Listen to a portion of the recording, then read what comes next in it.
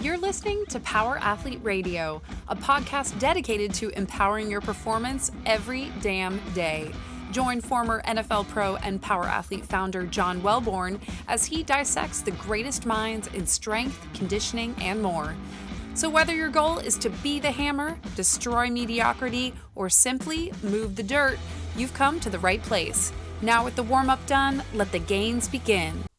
Welcome to a very special episode of Power Athlete Radio, where I'm joined by my good friend, athlete, and part-time Jiu Jitsu coach, Mr. Victor Hugo. Met Victor a number of months ago in 2022 through Shandy Habero, and at that point, Victor came in, we started training together, and he has since gone on and done some amazing things.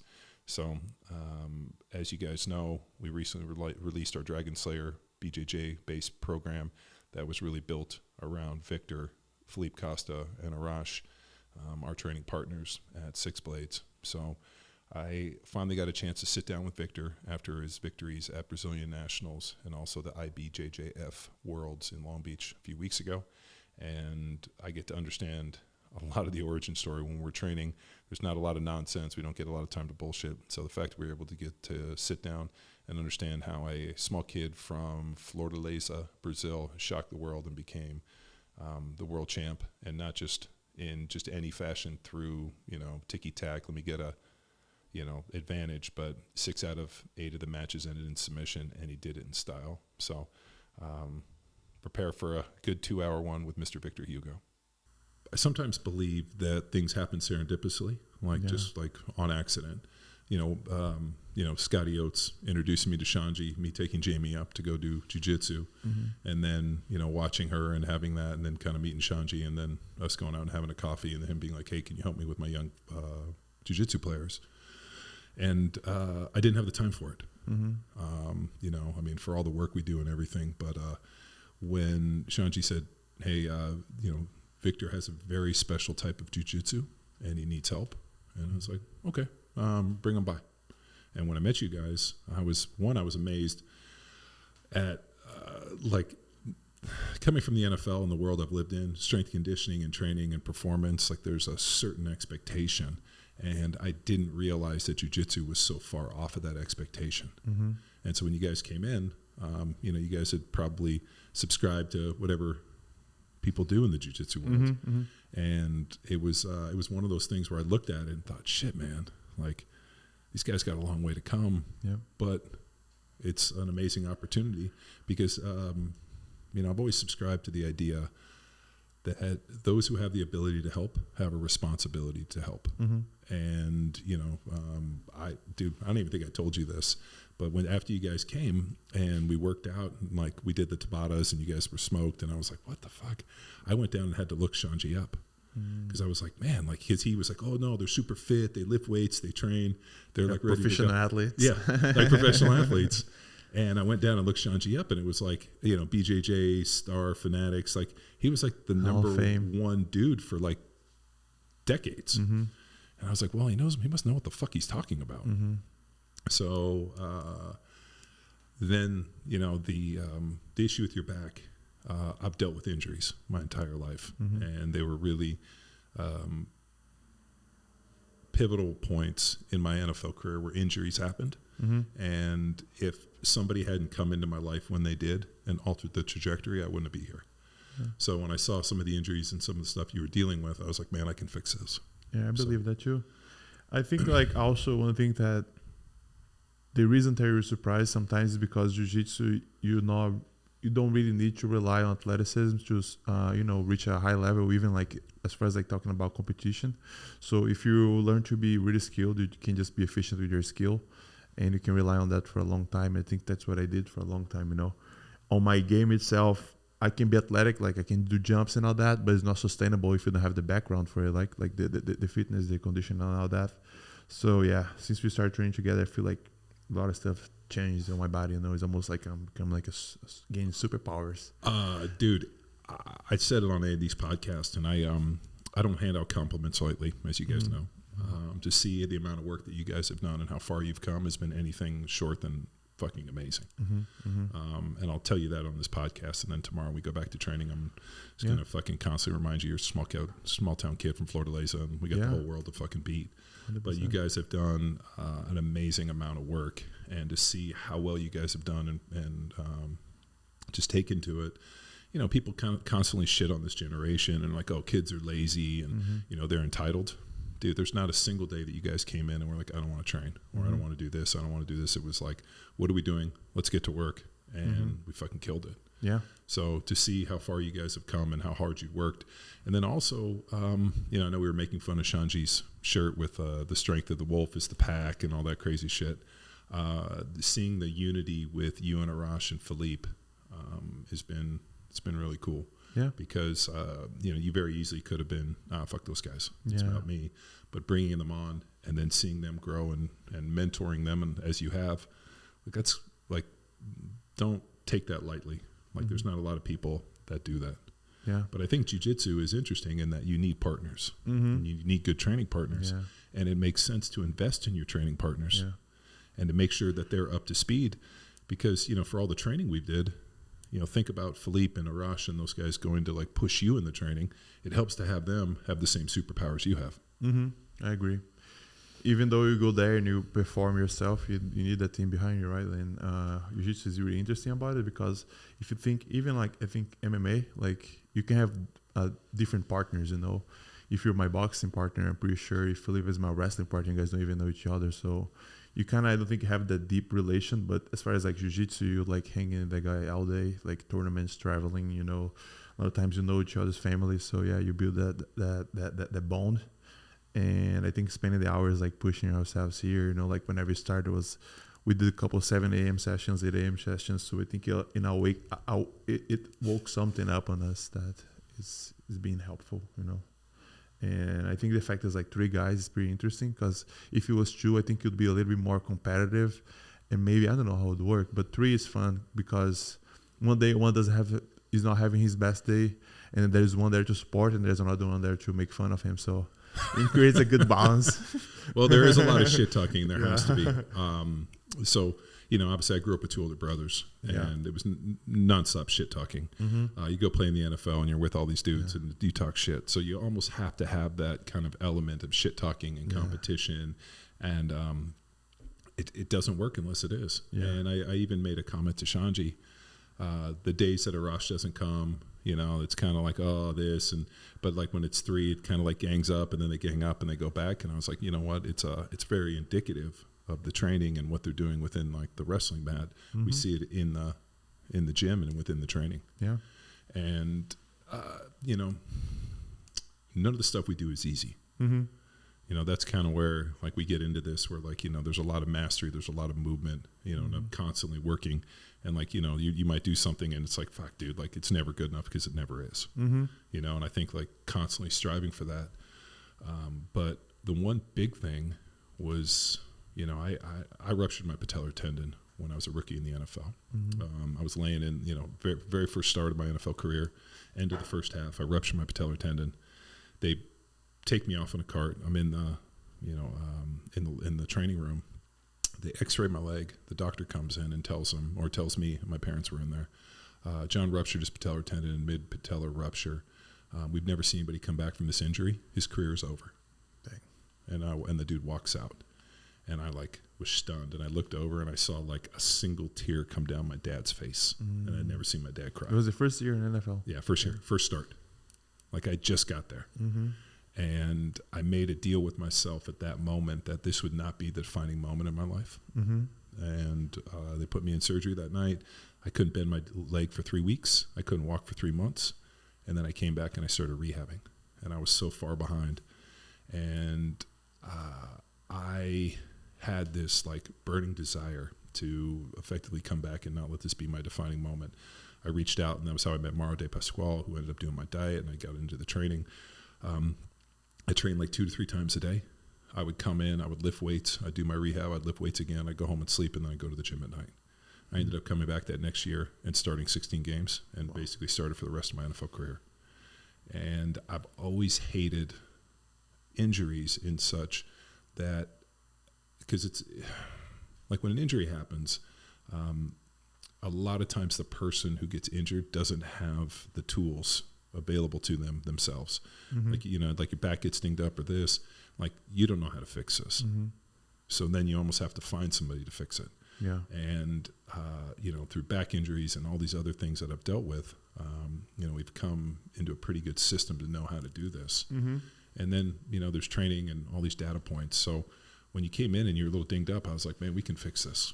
And it took us a little bit, you know, the dead bugs and all the other, you know, isometrics, kind of fixing, you know, making that cylinder, that container nice and strong. And then once we were able to kind of get that, like everything just kind of flew out the door. And then all of a sudden, once the conditioning picked up, that I think was the real catalyst for everything. Once everybody started getting in shape, where now all of a sudden, I mean, because think about how much load you guys are doing. We're busting ass. We're doing all the sprint work on the bikes, and you guys are going to jits, and you're doing this. So, I mean, I think it all kind of compounded. Yeah, it was kind of like, you know, almost like resetting the body a little bit, because I was so used to fight injured, you know, like compete injured, train injured, that at some point I kind of forgot how I felt like to be 100%. I actually have won worlds and like big titles, like whenever I woke up in the morning I could walk like right, or like could hinge. So you kind of like get used to it, and in my mind I didn't know how long I could push through. So I think like meeting you was the missing point where I could connect all the dots, you know, like be pain free. And I think that's the biggest thing, be pain free and get stronger. Like brings you to the next level, you know.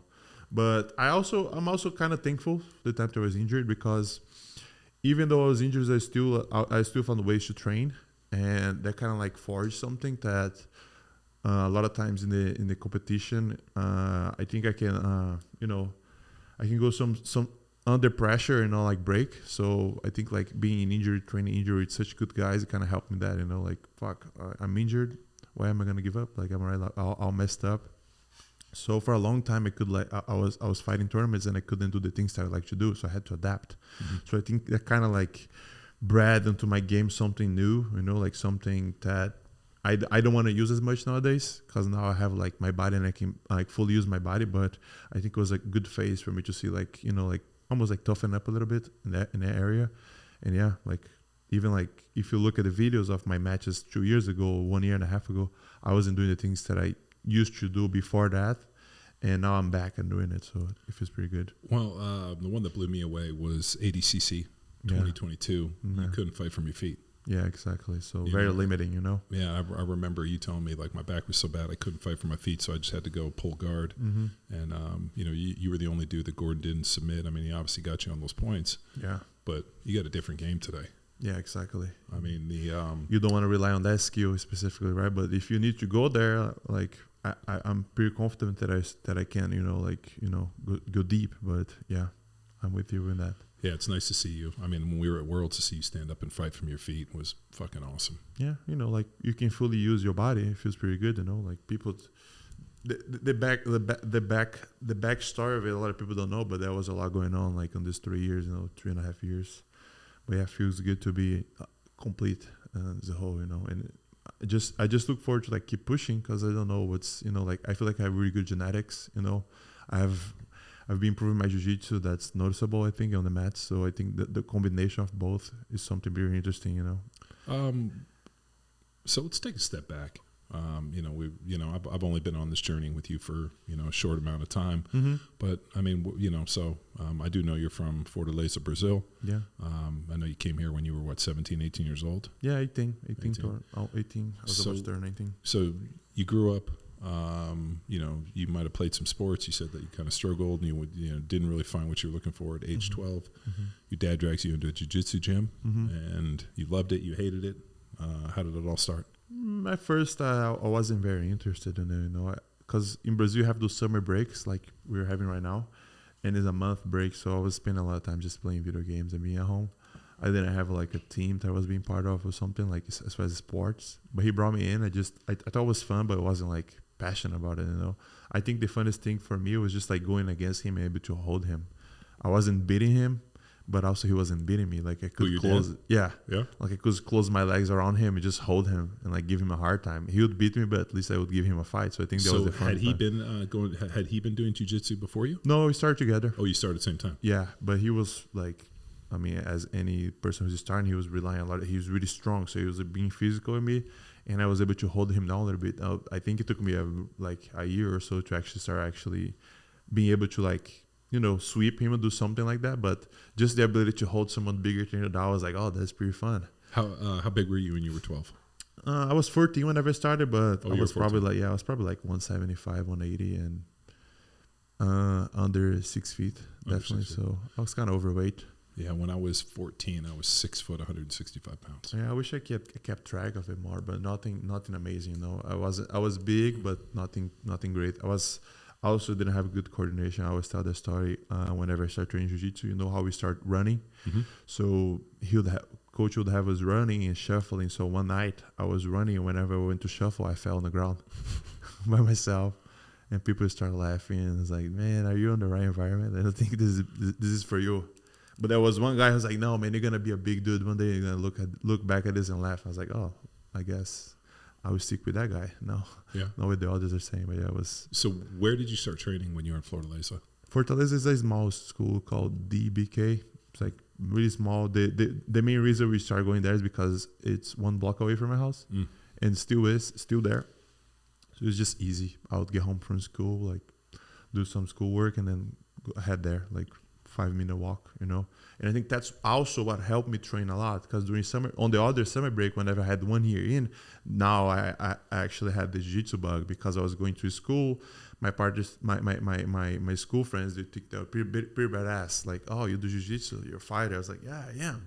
So I started going more, and I wanted to get better, and I had a lot of free time. So I would just rather go to the jiu-jitsu school to train and kick with the friends than stay at home. I think the environment too. I think you mentioned about it. Even though some schools can be different, usually the environment's pretty cool. You're there, you joke with each other, you feel like you create a bond. And for myself, I was never part with any teams or any high school teams or any sports. So I felt like I was part of something, even though I was the worst at it. But it just felt good to be there, and no one's judging you. They're like, all right, let's train, let's do this, and then we joke with each other. So I think that kind of dragged myself in a little bit. And once I was there, just started enjoying jiu-jitsu more, I think. Well, I made a comment that jiu-jitsu, and especially when you're school and the people you're around, kind of becomes a second family. Yeah, exactly. I talk about it hey, man, this is our family. These are our people. Yeah. And it's pretty interesting when most people think about starting jiu-jitsu. One of their biggest reasons for not is they think that people are going to make fun of them. Yeah. And I've never seen that anywhere. And especially people that come their first day. I'm always super welcoming. I'm just keep coming. Everybody sucks. Yeah. I think a lot of us, whenever you see someone starting, it wasn't long ago to you when you started, and you don't know the challenges that you have to overcome, right? You don't know if you're going to show up to the first class and the guy is going to break your arm or throw you on the ground. So it's very challenging. So that's why I also I try to, have a smile, because I'm a big guy, so it can be pretty scary if you walk into my first class. Same thing with kids. But yeah, I think if someone makes fun of you, or if you don't feel like it's a good environment, you probably shouldn't go to that school. But don't give up on jiu-jitsu. Just go just find a different school. Yeah, exactly. But that's the thing, though. Our first experience a lot of times can be what people take it, and they make their mind about it. So I think you got to be careful with that. Mm-hmm. All right. So you're 14. You start, and you start rolling every single day. Yeah. 6-7 days a week. Yeah. Whenever I first started, as I said, I wasn't really passionate about it, so I was probably going with my dad, and he would go twice a week because he had 2 jobs. But whenever I was 6 months in, my dad wasn't able to go as much. My mom started pushing me oh, you should go to jiu-jitsu. That's good for you. It's gonna help you lose weight and do something instead of just school and play video games and stuff. So my mom has a big part of just pushing me to train. It's funny because 6 months she's pushing me to go. 1 year later, she's actually asking me if I'm ever going to come back home or if I'm just going to spend all day in school. So their mind switched a little bit, later on. So you start doing jiu-jitsu 14. At which point did you start competing? That took a while. 10 months for me to do my first competition. Oh, wow. My coach was really particular about it. Basically, I don't think he wanted anyone to go, because the school was really small, so he didn't want anyone there go out there and get smashed. Mm-hmm. So he wanted to make sure that you at least could give a good fight. So he'd always trick us. He'd say, "Oh, there's a tournament coming in 2 months. if you guys train hard, I might let you guys go represent us. And then me and this guy that we started together, he was about my age. We just trained pretty hard. 2 months would go by, he'd never talk about this tournament again. And they're like, hey coach, what about that tournament? He was like, got canceled. And then like he'd bait us again, like maybe in 3 months there's a good tournament. So with 10 months training super hard, and then I did my first tournament with 10 months. How'd it go? The first match I did pretty well. I think I won like 70-0. Like I had a couple positions that I was really confident. I just kept doing them over and over. Like I would sweep the guy to mount, the guy would defend mount. I would lay in guard and do the same thing. I did the same thing like 4 times, so I got a lot of points. But on the finals, I actually have a pretty funny story.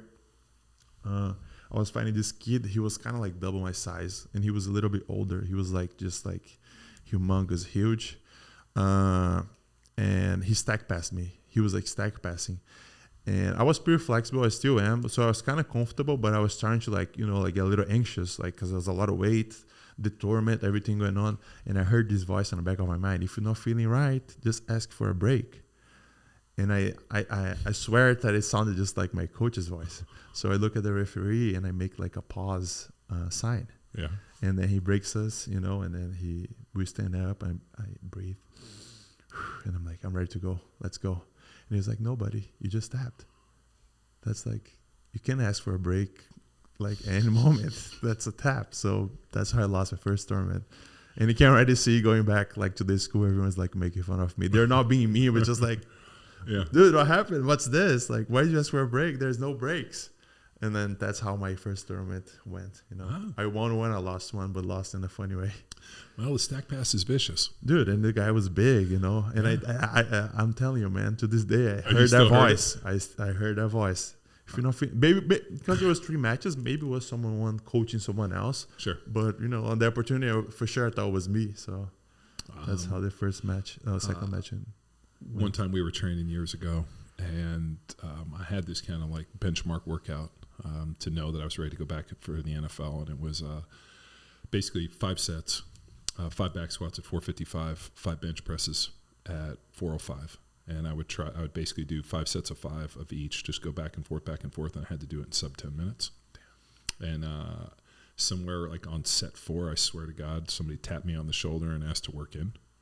And I like turned my head and I was like, shit, no, like shaking my head. And like later on, like the dude I was training with was like, what were you looking at? I was like, well, dude, somebody kept tapping me on the shoulder, telling me they were ready to work in. And so the joke became that I was in such a zone, Jesus Christ was tapping on my shoulder to work in. And I told Jesus to kick rocks. So I definitely know that there's been voices in my head before. Yeah. So 10 months in, you do your first competition. Mm-hmm.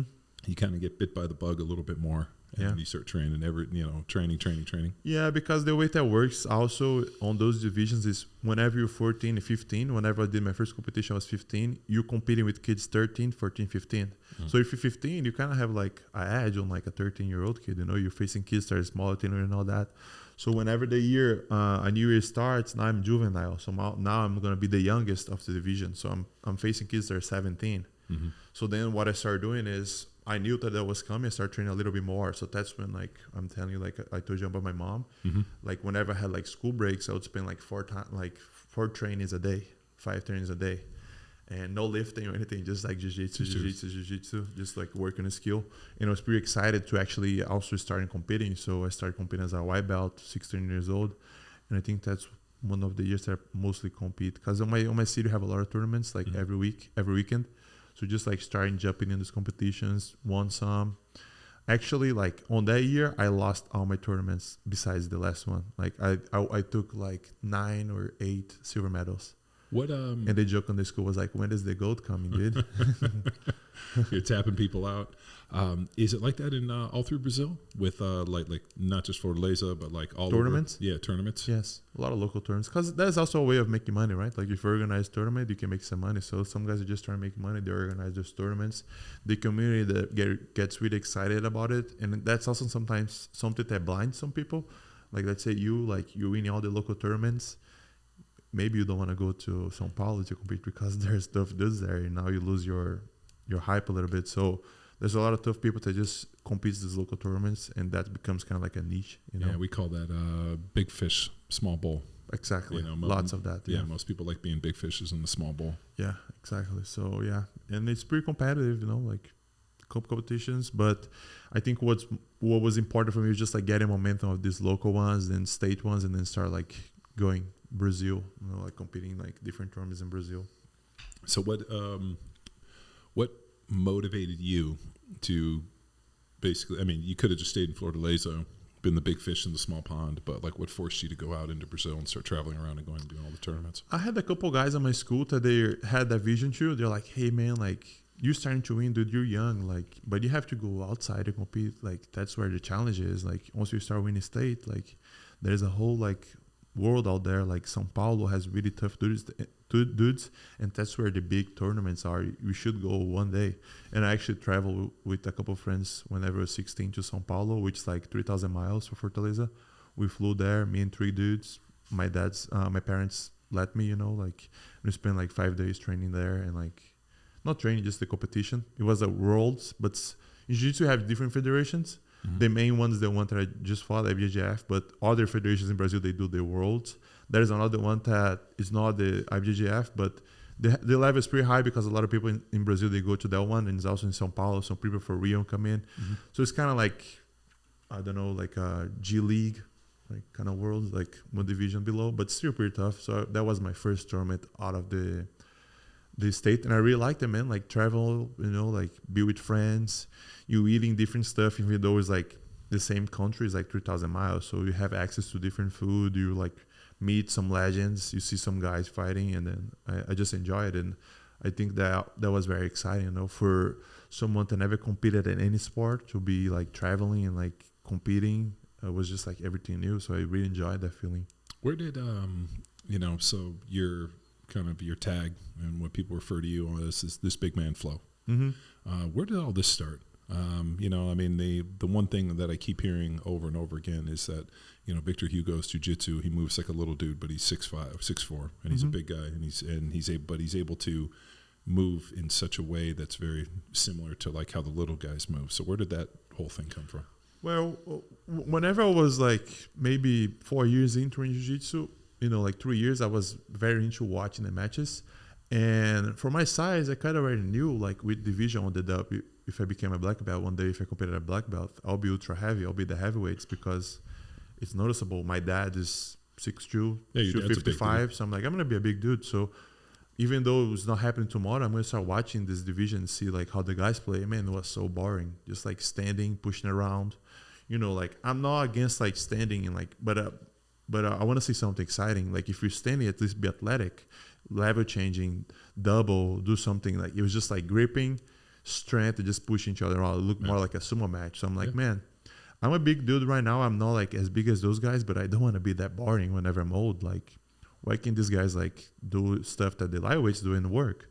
So that's kind of like what got me going. And then I think just like, how do you say it? Just stick into my mind and got like stronger and stronger throughout the years, like that concept, and as I progressed to purple belt, blue belt, that's mainly what made me stand out between the others. Like I would be more dynamic than the others, and I think it was just like a smarter way.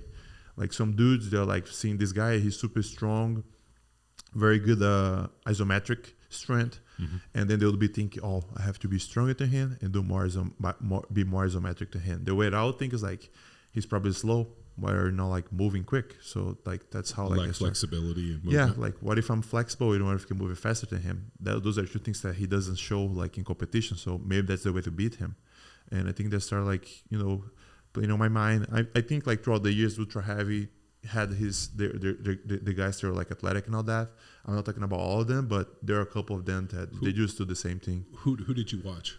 I really like to watch Bochecha fighting because he's pretty athletic and dynamic, And then the lighter divisions, there was like Leandro Low, he moved really well. Yeah, and then, just something fun to watch. Like, why are people watching football? Because of the athleticism. You see guys jumping over each other, you see guys like running through each other.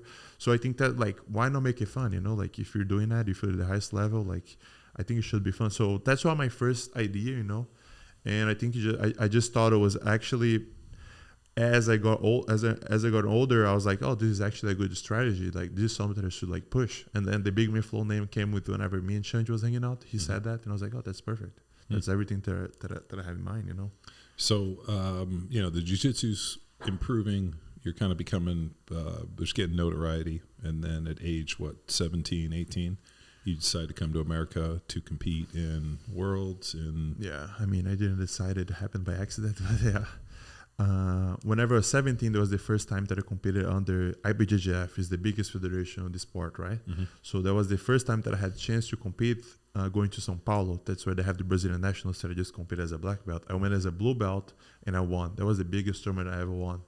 And it's a big deal because I don't think for my state, maybe like 10 guys went, they all lost, and then one won in the lighter division, and I won the heavy division. So that's when I was like, oh shit, this is awesome. I have a good level to compete against those guys. So maybe I want to compete more, but then that's the age that I want to also like start looking for college and stuff. So my family, they're like, hey man, the jiu-jitsu thing is good. Like, we see it helps you, but whenever you're 18, you need to find a college and a job. We're not hating on like your career or anything, but that's like, how do you say, too volatile?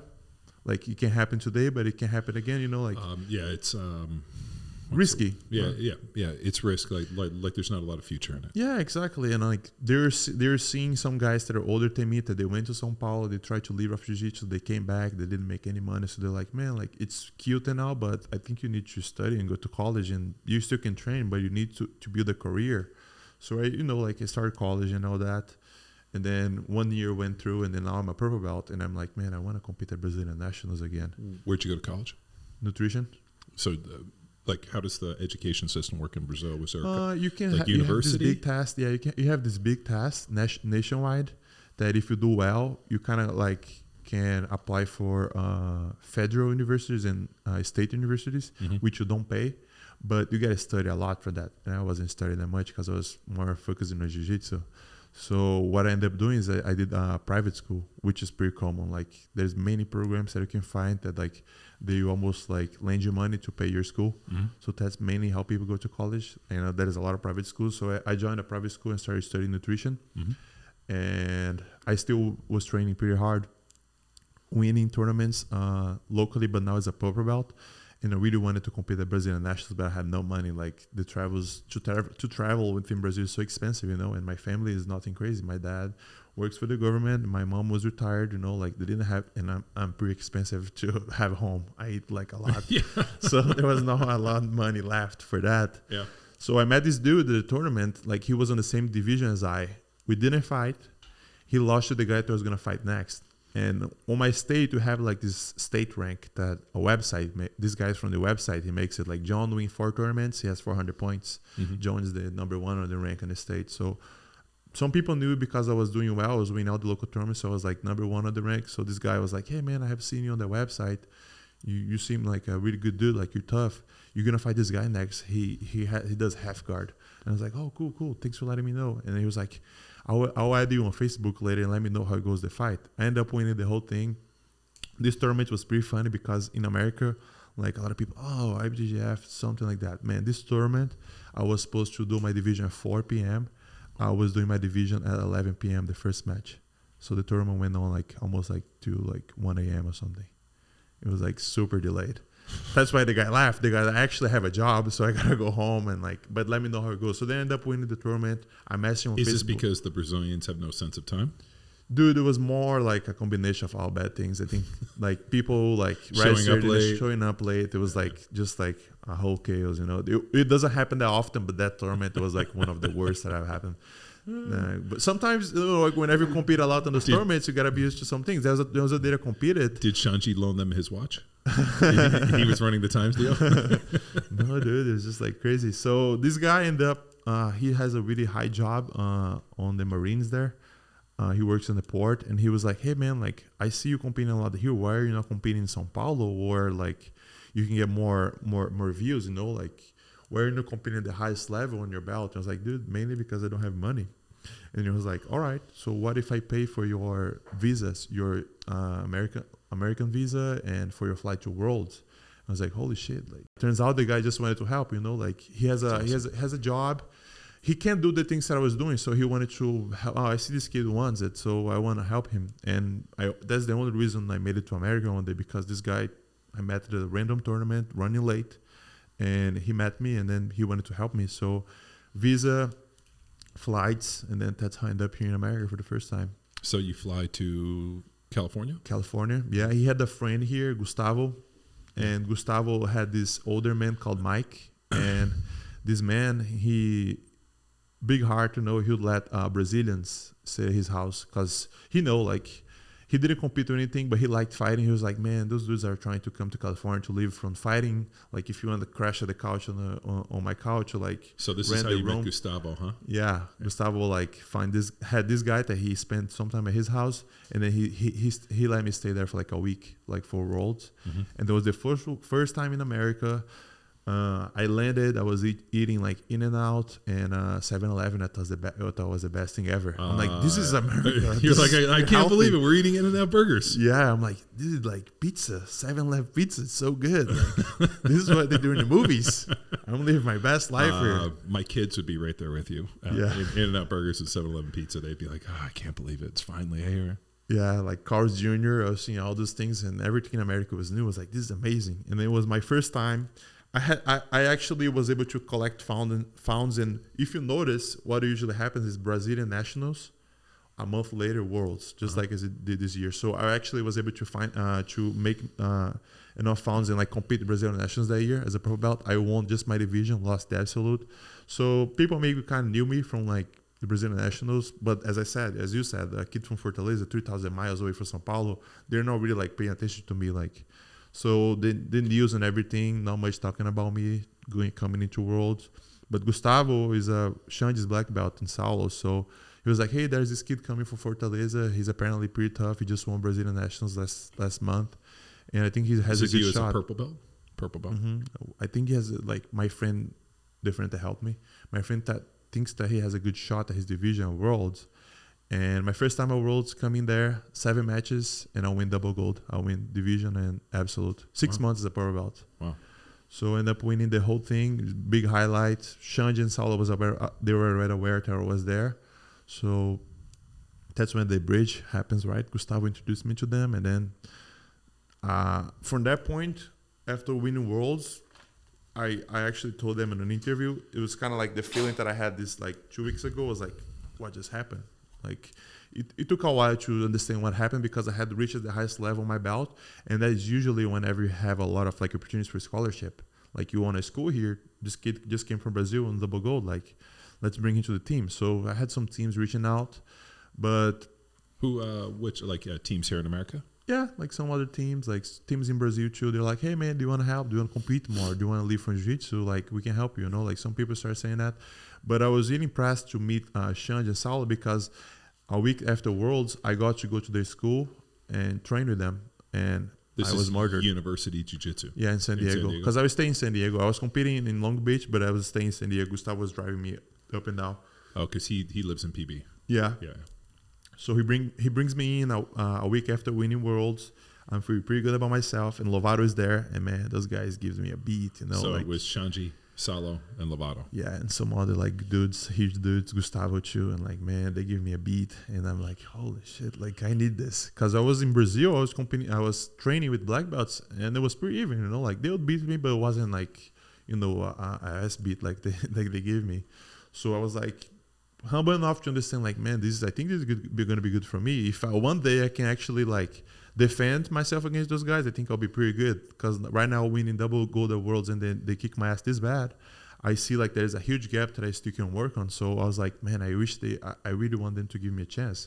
So I go back to Brazil, like now I'm doing college, but I'm not trying to do college. I'm like, man, I want to go back. I want to go to America, train there, compete there. In-N-Out burgers. Eat In-N-Out burgers, eat 7-Eleven pizza, maybe try Taco Bell.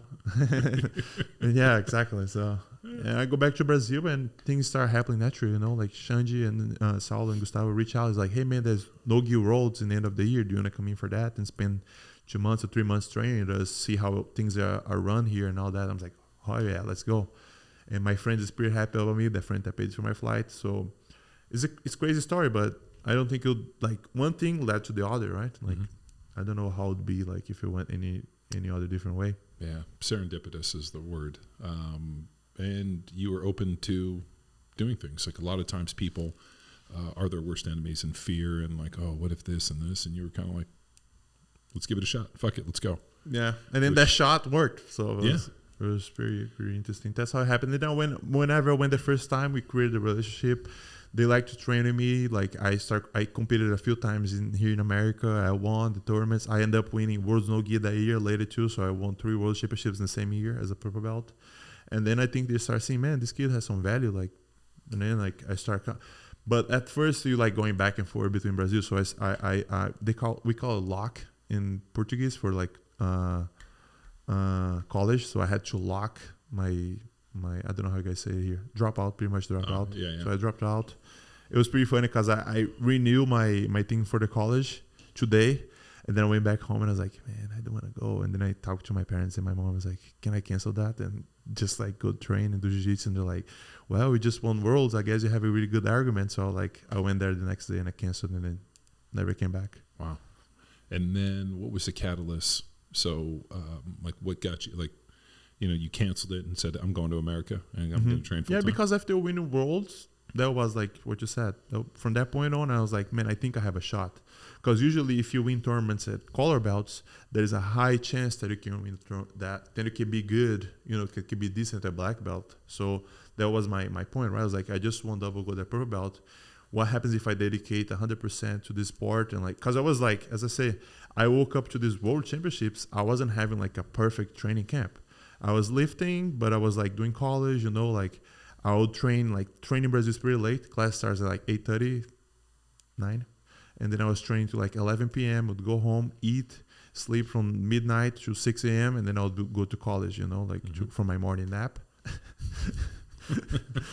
Just go sleep through your college. Yeah, exactly. No, but it was pretty hard. But then after that, I was like, man, I want to give this thing a shot. Like, I'm not giving my 100% at it because I'm doing college and some other things.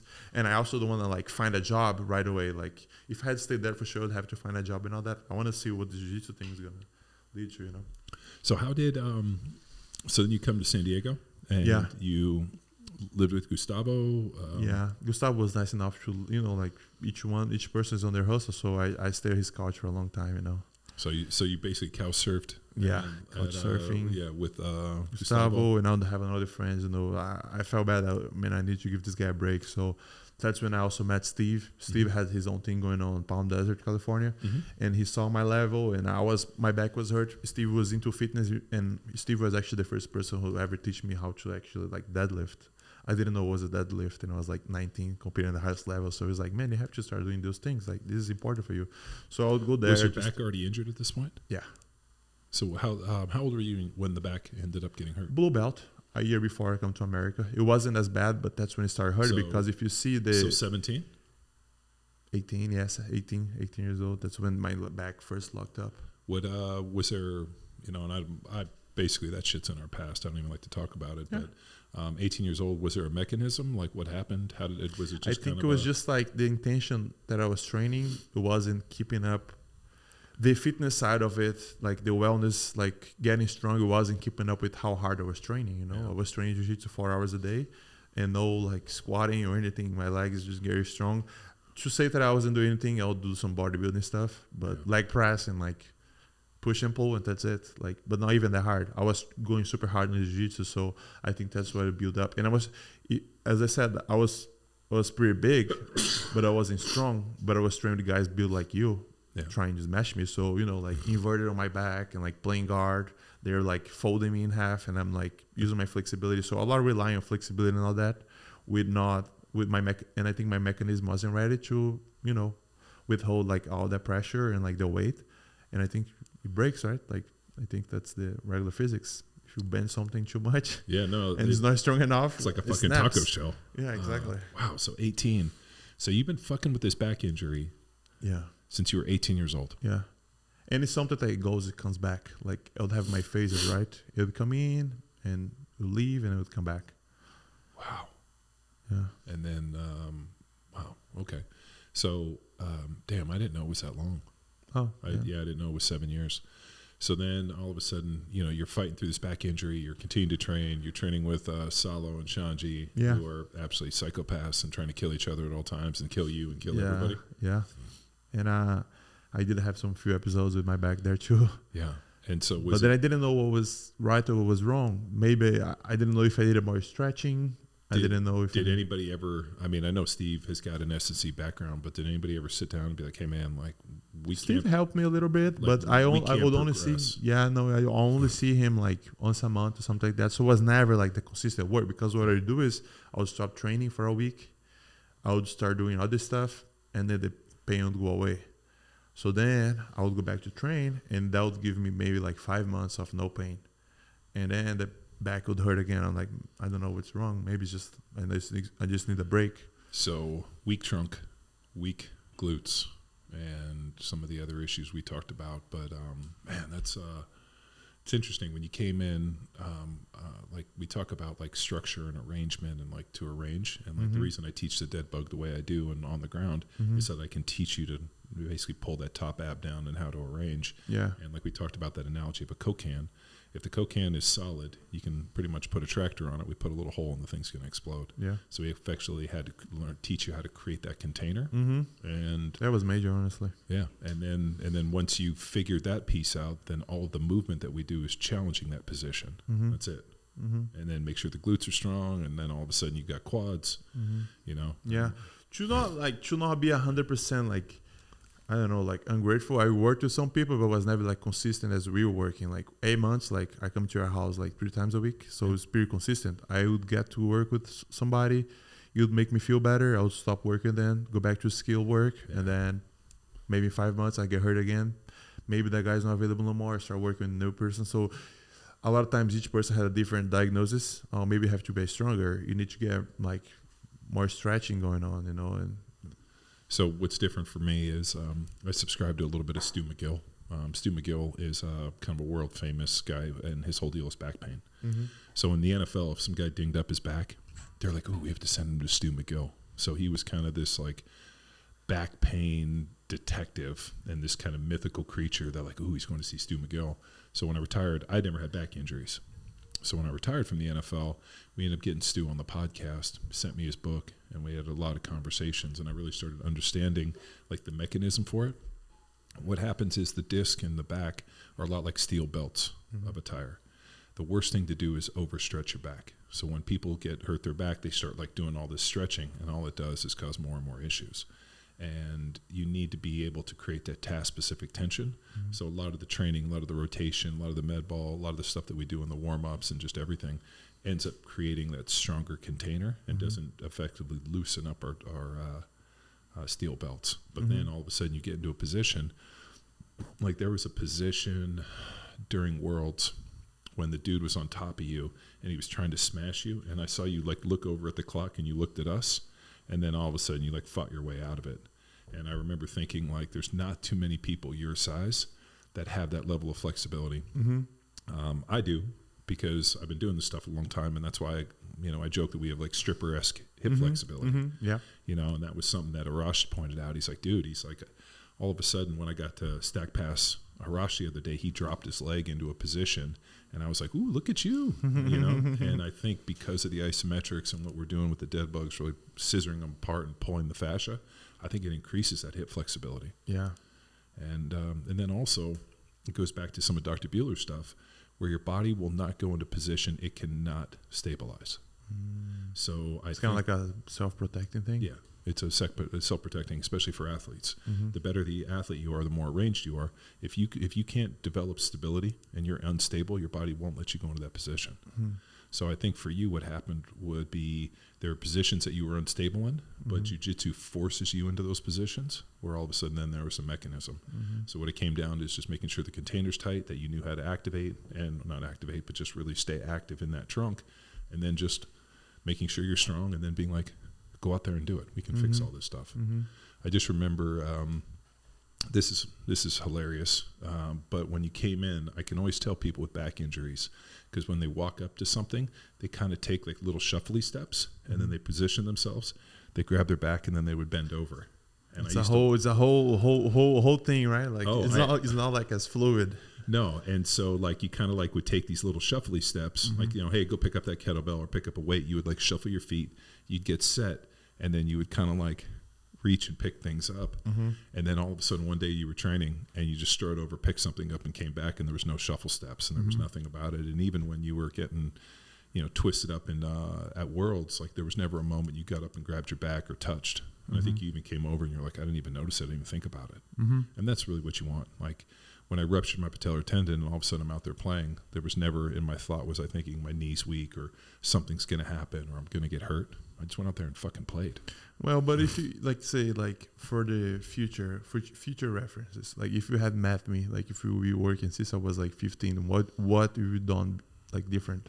For you? Yeah.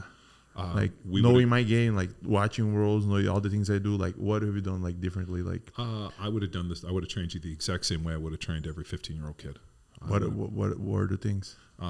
We would have done just a basic linear progression. I would have taught you to squat, x-axis. I would have taught you to step, which would be the Y, and I taught you to step up like the Z. I would have taught you to pull a bar off the ground. I'd teach you to bench, and we do pull-ups and presses. So we would do the 7 primal patterns that I still teach you, and that we work on all the time in our training. I would teach you that, but it would be very structured. It would be like 3 sets of 5, basic linear progression. A lot of the PAP and French contrast and a lot of the kind of the movement stuff that we do in terms of like developing and fostering athleticism is more advanced. For you, it would be just 5 basic movements and we would sprint and run and that's it. So for you guys, there was a modified program in that I knew we needed to do a basic linear progression, but I still had to force you guys into more athletic type movements. So that's when we did a lot of rotation of the med ball and just a lot of the jumping. The plyometric stuff has always been a huge kind of bridge between the field and the weight room. Programs that don't have jumping and plyometrics are kind of incomplete programs, but we also have to make sure that you're strong enough to be able to jump and land and effectively protect yourself in these positions. So that's why when we started, there was a progression, and then all of a sudden, I remember the first day when I put up the box, and you're like, I've never jumped on a box. And I'm like, well, today's the day you jump up on the box. And I think you jumped up, and you were so shocked, 1, that you jumped up, and 2, that you felt fine. That you like kind of looked over, and I'm like, dude, you're fine. Yeah, like you can do this. So, a big piece of this, and Rafael Ruiz, who trained me in the NFL, Raf was one of those people who believed in me almost more than I believed in myself. And I remember thinking, if Raf thinks I can do this, I can do this. And for you guys, I wanted that same deal for you guys, that I wanted you guys to know that I believed that you guys could do it. I wouldn't ask you guys to do something you couldn't do. And then I think you guys shocked yourselves. Yeah. So, man, I did not know that you fucked with his back this long. Yeah. And what's amazing is that Stu McGill's book is called The Gift of Injury. And check that out. I firmly believe that I would not have had the career that I did if I hadn't got hurt. Because I think what injuries happen when this stuff is all of a sudden you have to like unfuck your life and really believe, like, do I want to do this? Is this important? Do I want to go through this pain? Can I persevere and fight back? And I really think for you, I mean, the injury in such a way helped you develop a very specific style of jiu-jitsu that, was unique. And I remember Shanji telling me, like, Victor's jiu-jitsu is very unique. He has a very unique style. Yeah. And I think it's because you had to develop it because you couldn't play on your feet. Yeah, for more, I would feel comfortable. Yeah, I mean, just like seeing you pull guard and spin around and do all the things that you've done, you almost didn't have the strength and the stability and all the other stuff, so you had to develop all these other things. What if you had just been like a big fucking gorilla, big and strong, just trying to smash people all the time? You would not have had to develop that same style. True. You could have just gone out there and just fucking grab people and smash them to the ground. Like, We interrupt this episode with a shameless self-promotion. Are you pushing through performance roadblocks caused by pain or janky movement mechanics? Knock the rust off with our movement health courses, used by thousands of athletes worldwide, from average Joes to MVPs. Our courses give you the tools to assess and fix yourself so you can get back to break-in necks and cash in checks. Not convinced? Get a taste of how our courses can help you by enrolling in a free sample today. Head to powerathletehq.com and search courses from the menu. Now back to the show. You also had the courage to come to America, and you got thrown into a really deep pool. I can't imagine showing up day one and being like, hey guys, and it's Shanji, Salo, and Lovato, and being like, hey, nice to meet you, let's roll. And then those guys just trying to go out there and fucking murder you. Oh yeah, good times. Well, I mean, but that's you're probably not going to find a deeper pool anywhere in the world with those guys. No. And also, like, the way they're training with me back then, you know, like, I feel like with some black belts, even though they had a higher level than me, they were just trying to beat me. There are the main ways, like, you can beat someone, like, as far as jiu-jitsu, like, I can beat you by just taking you down and just, like, hold you down. I can beat you maybe by just, like, passing your guard and hold you in there. They're not trying to beat me. They're, like, to, like, demolish me. So I think that was, like, I'm very good, like, you know, training for the mind, because I mean, like, if they're trying to beat me this bad in the training room, no one's trying to beat me this bad like a competition. So you gotta be really comfortable to work under pressure, you know. Well, I mean, think about it. Like, you know, I know you were competing, so I'm sitting there in the stands next to Shanji, and he's like taps me and he's like, "Hey, look," and like his picture was on the big screen, and then he tapped me. He's like, "There's my brother." And then a few seconds later, he's like, "There's me again." And it was like 04, 05, 06. Yeah. And he kept tapping me. He's like, "There I am again. There I am again. There I am again. There's Salo." And so, and then the World Hall of Fame thing came up, and it's like, "There I am. There I am." You know, and it was, he was doing it just to be funny.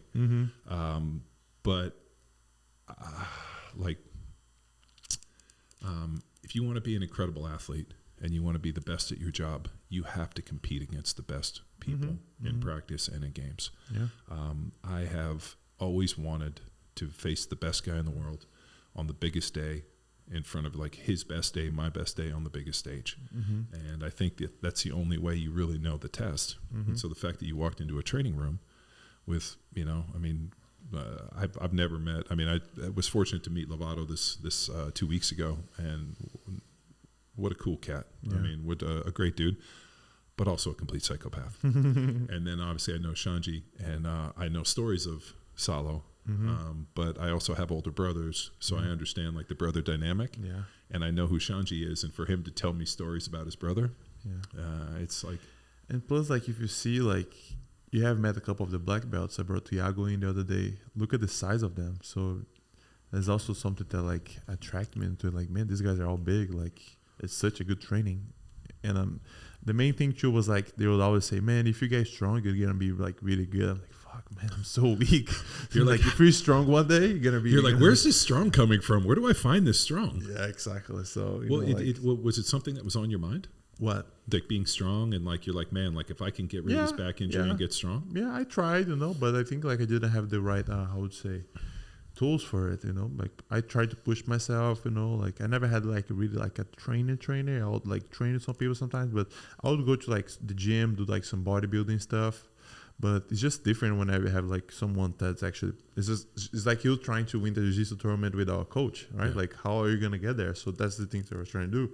I was doing a little bit of like bodybuilding, you know, I'll like push his legs up and down, I'll do like some deadlifts, but it wasn't something consistent. So I think that's the main thing with you, like you building the whole program for us, you know what's the next step, you know when you like my toes are not on the ground, so there's just like the details make a whole big difference, you know. Is it annoying that I'm constantly like put your big toe on the ground, squeeze this, like it's nonstop?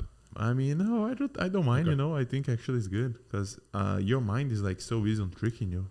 Like whenever you say that, it's not like I'm being a bad listener, but on my mind, I think I have that big toe on the ground. But I think that's how you build like the muscle memory, right? Like over and over, repeating things, you know. Yeah. Well, so observationally, I can tell the degree of athleticism somebody has by how easy they make corrections.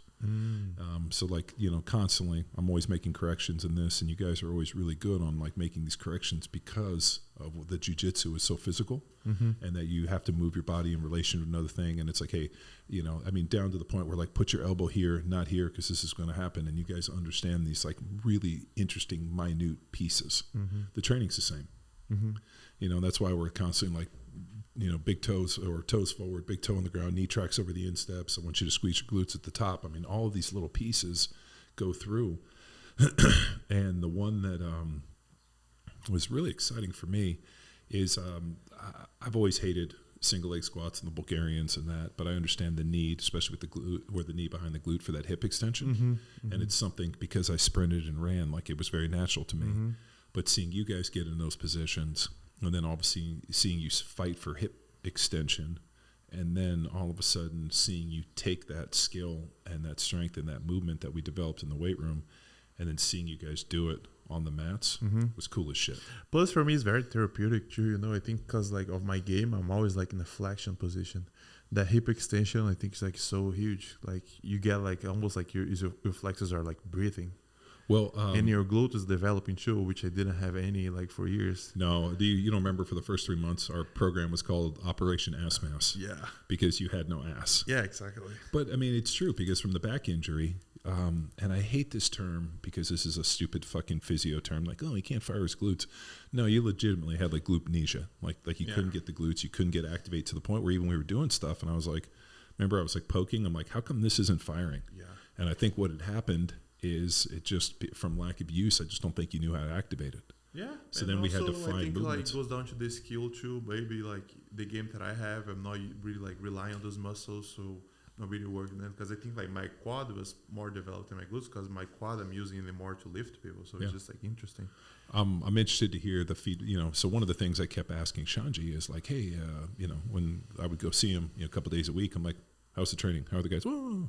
And he didn't give me any actionable feedback. And then one day he's like, they're really strong. And I was like, okay, so we're moving in the right direction. He's like, no, everybody's really strong. Yeah. And then they paid a nice compliment. I think it was to Philippe, where he's like, he's able to generate force and he's able to be strong in positions he should not be strong. Nice. And I was like, okay, then I know we're at least on the right, because at the end of the day, like I've always understood athleticism like this, right? So here are your legs, here's your upper body, right? Like here's your head. Like standing on a field, I've always understood it like this, like us like playing a sport.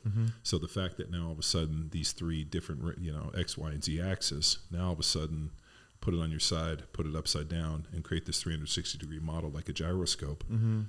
I was curious to know if the way that I designed training to foster and develop athleticism with X, Y, and Z axis, different axes of rotation, different planes of motion, if it translated to guys that are supine, prone, 360, and all these different movements that I never imagined for athleticism. And I think that it paid dividends. And the other one too, which is pretty fascinating, is I didn't the level of conditioning is a really interesting piece.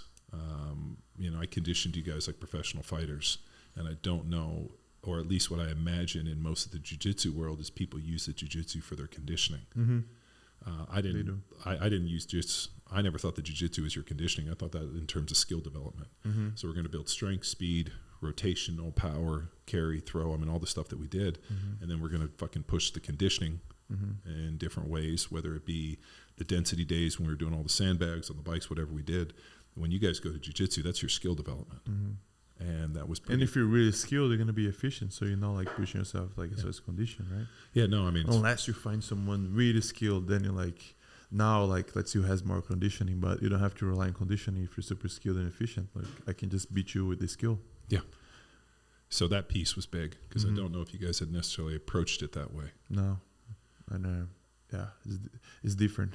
And then makes different humans. And then we go to Worlds, and dude, I love that picture you sent me where dude's laying flat on his back and you're like standing up, and then they dragged him off. They were icing his chest, and you were doing an interview. It's a good feeling, like to be able to go into deep waters and like maintain your cool and all that. Well, one of the things that you expressed to me early on was a fear of gassing. Yeah, and I remember. I think because also like if you look at sport, I don't know how the others. But some other sports, if you watch, they have more breaks. Like we go 10 minutes in, right? So I think a lot of guys, like in the black belt division, if you watched, they're pacing themselves a lot. Well, you did that at Worlds. Was it last year? Where like the guy was kind of even, and maybe he had a point on you, and then like the last 9 seconds, you fucking bam-bammed him. Yeah. He was had me with the positions, just like breathing, keeping my cool, and then it was 1 minute and a half was just like where I exploded, But there's a lot of that pacing because 10 minutes. So I don't think no one can really sprint for 10 minutes. So they pace themselves. And I don't know. You probably can. I don't know. I like to think you guys can. And what was it at? It was at the No-Gi Worlds. When the one that, you ended up battling Cyborg and he got that fucking ticky-tack advantage and just played fucking bullshit games. Like the match before that, you pretty much moved the entire deal. You were like jumping around the dude passing. I mean, it was. But it takes a lot of work, right, for you to build up to that. Like it takes such amount of work, and I don't think a lot of people are doing that work. So you end up having those matches where like they're like holding the pace. They don't want to go as deep because I don't have to go that deep. I make one little thing on you, and then I would just like cook you down and be ready for the next round. So gotta create the culture, I think. Well, but the one thing I wanted you guys to do the work, and I want you to go out there and fucking cook dudes. Yeah. And like that's what we trained for. Mm-hmm. And so just selfishly, after all the work we did, I'm like, cook motherfuckers. Yeah. And I think like from the outside, for someone that is not watching, it makes it really exciting, like to see someone going super hard. Like it's good as a whole, right? It's good for me and it's good for the sport, because now like we coming in more prepared, we coming in like ready to put battles, no one's holding back. And I think some people already have the attitude because of they're so skilled, and like it's kind of like the personality, but physically to feel that is amazing, because now you're like, all right, let's throw it down, let's see who is the best, let's go deep. So when I was 14, I think I was at 14, maybe 14, 15, 16 years old. The guy that I boxed and fought with, he ended up taking us over to the Gracie studio and on Carson Street. Mm-hmm. So Nono takes us in there, and we watched, and these guys just like laid on the ground, and they just kind of remind me of bow constrictors. Like it was like 20 minutes, and these dudes were like battling, moving this, and like it looked so unathletic to me that I just kind of like dismissed jiu-jitsu. Yeah. And then when I brought Jamie in, and I was watching everybody, I was like, oh, this looks a little bit better. And then Shanji's like, oh, we're doing the ADCC.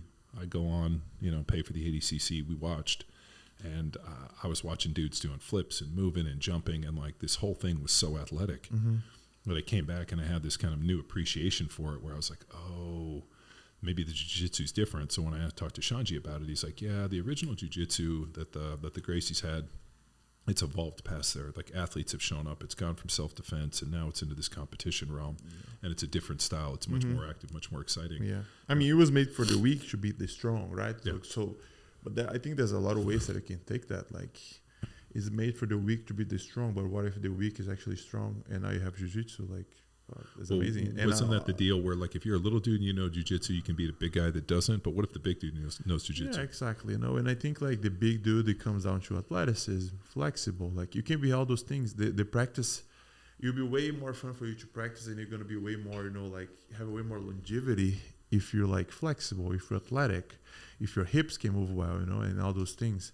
I think, like, what happens a lot of times is, like, people start training jiu-jitsu, like, I mean, I'm not judging, because I kind of had the same idea, and then they think that's all they need. But I think it's good to supplement that with like good cardio. Like being able to have do strength, be able to be strong. We hold, like you're gonna find yourself in really bad positions, and you're gonna be torqued. So if your body is not prepared for that, you're gonna get hurt. Yeah. That's why you see so many people hurt in jiu-jitsu. But what are they doing about it? They're taking a break and they're coming right back. Well, I mean, they're not really like going. This was my comment to you guys, and also to Shanji. It's like, dude, you have to be able to put a fitness program in place. That's just not kind of a Shanti yoga. Yeah. I mean, with different poses. You need to raise your level of conditioning, and you have to create a certain level of toughness, density, and just durability. Yeah. So the reason that we lift weights in the NFL, I mean, it's obviously to be big and strong, but there has to be a durability factor for me to be able to take all of these blows and continue to do it and not just get fucking exploded. So, and I think you can correct me if you're wrong, because you know more, but like, you don't have to become like an NFL athlete. It's just like about your habits, like being stronger and like, like being able to move better. You're not only going to make your jiu-jitsu better, but your whole life, I think, and it doesn't have to be anything crazy. You don't have to be like working out 8 times a week. It's just like consistency, which is what I think about. That's kind of what we do anyway. Yeah. Well, but I've never trained with the idea of being average. Yeah. And I would never, if you guys, and I asked you guys this one of the very first days, like, is the goal to be great? And you were like, yeah, I want to be the best in the world. Yeah. And I was like, great, I can work with that. If you guys had said, no, I just want to be okay, I would have fucking just thrown you out. Yeah.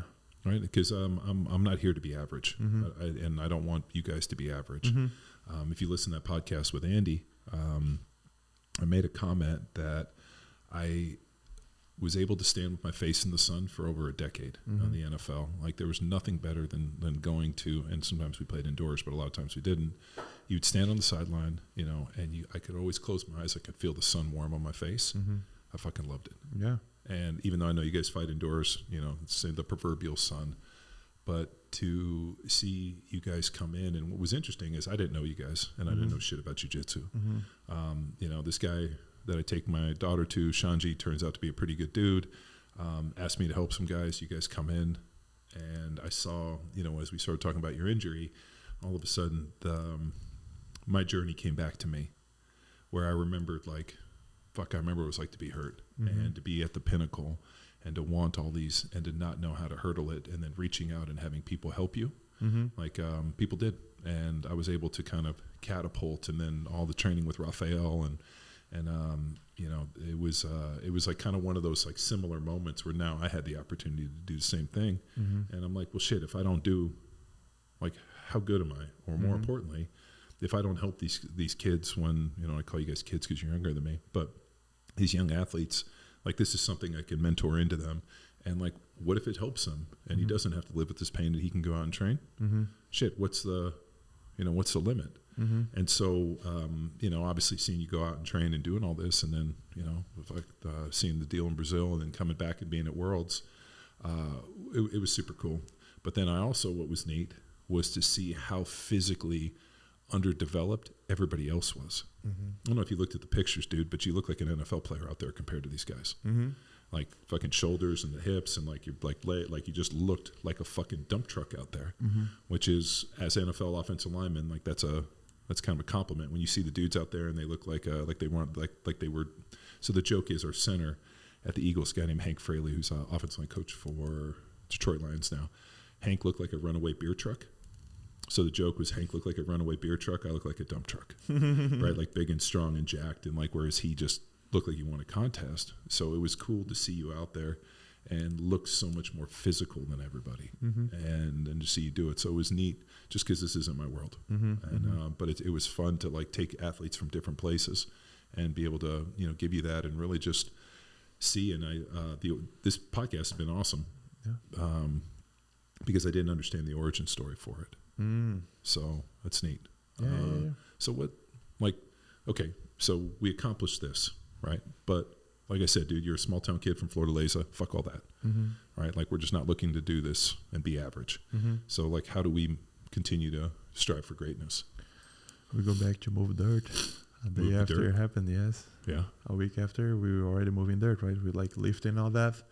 As I said, I think it's just the beginning, because we worked for such a short amount of time. I look forward to see what new skills I'm gonna unlock. You know, the conditioning, like how deep in the conditioning you can go, and how much that's like still gonna be helping my jiu-jitsu. Like, I'm developing my jiu-jitsu part too. You know, so I'm a little nervous. Yeah, no, because I have to do it too. I ordered extra bikes so that. There you go. Yeah, no, it's it's just and also like it's such a good feeling, you know, after you do all this hard work and you finish it. We all like bonding. It's like, fuck, like we just did good work. Do you like feeling strong? Yeah.